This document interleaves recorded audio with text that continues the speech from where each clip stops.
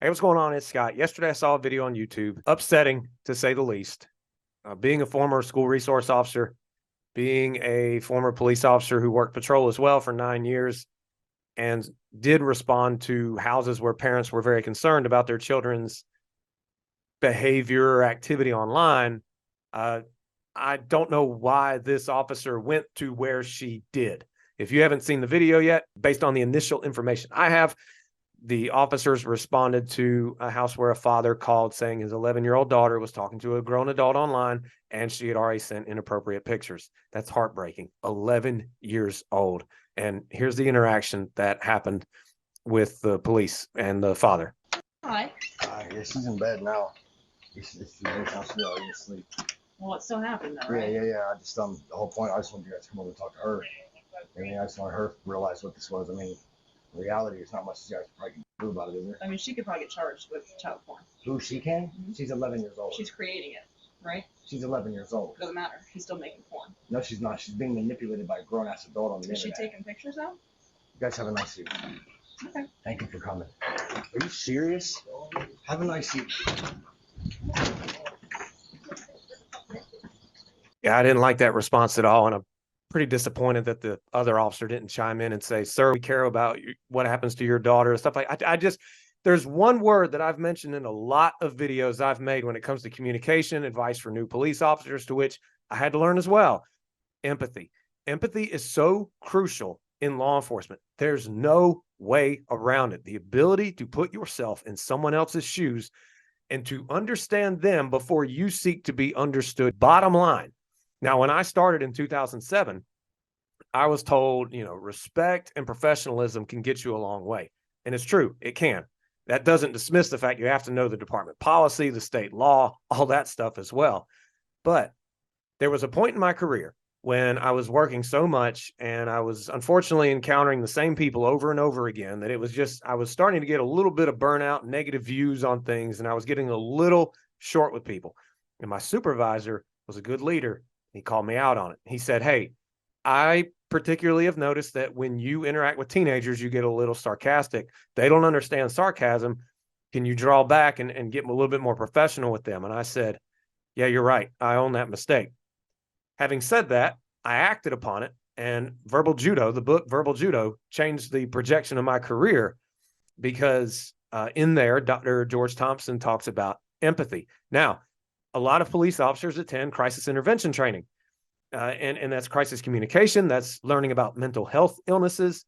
It's also good for, in CIT, officers learn about their mental health as well.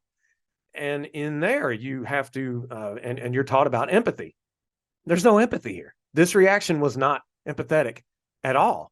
And I did work with a few police, unfortunately, just a few. All they could think about was, is there a law we can enforce? I don't know this officer in Columbus, Ohio. I don't know anything about her. As of the information all I've got is this video I'm going off of. I don't know if that's her personality to just think, well, we're here to enforce the law. And by gosh, if that 11-year-old is doing something illegal, we're going to enforce the law on her, not knowing that this father called and even asked, is there anything I can do about it? They didn't even answer that question. Now, per the letter of the law, where I worked as a school resource officer, if there were female students taking pictures of themselves, particularly when I worked in the middle school, I ran into this. Unfortunately, it was very sad. Middle school girls were taking pictures of themselves, sending them to boys, and the boys would then send it out. Or females would send pictures of other females and send them out. Like it'd go viral, for lack of a better phrase. And I obviously was pulled in to investigate, particularly whenever parents made me aware of the situation.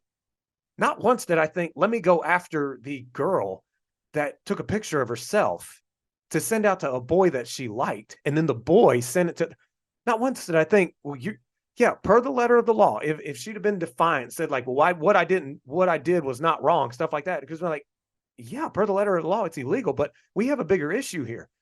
We have a internet predator going after an 11-year-old girl and a concerned father. There's unfortunately a risk with police that if you don't take care of your mental health, which, like I said, I don't know this officer, but certain symptoms of certain mental health issues, such as post-traumatic stress disorder, you can build a lack of emotional response, to which police do that instinctively. They kind of like build this wall up, kind of so that they're not as affected as what they could be, or at least they don't think so. Compartmentalizing, however you want to say it. And I'm not a mental health professional, but what I've learned is if certain conditions or certain outlooks, certain perspectives go unattended to, or if it's an actual condition, go untreated, there can be a lack of emotional response. There can be very negative opinions. There can be very negative outlooks. It's very damaging to a point where you're not connecting with people anymore. And that's not good. Police have to connect with people. And like I said, I was very disappointed in that officer to the right that he didn't speak up. He just kind of went with it. I don't know why they took it to where they did. I'm very confused about that.